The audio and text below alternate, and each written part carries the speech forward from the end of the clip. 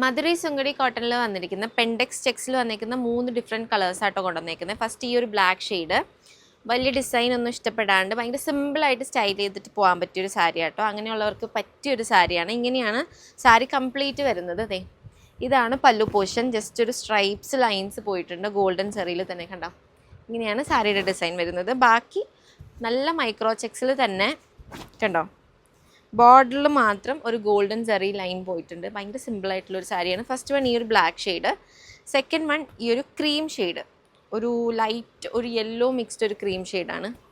ഇങ്ങനെയാണ് വരുന്നത്. സാരിയുടെ ഡിസൈനൊക്കെ സെയിം തന്നെ ആട്ടോ. ദേ നെക്സ്റ്റ് വൺ ഈ ഒരു ബേജ് ഷെയ്ഡ്. ഇത് കുറേ പേര് എൻക്വയറി ചെയ്തൊരു ഷെയ്ഡാട്ടോ, ബേജ്.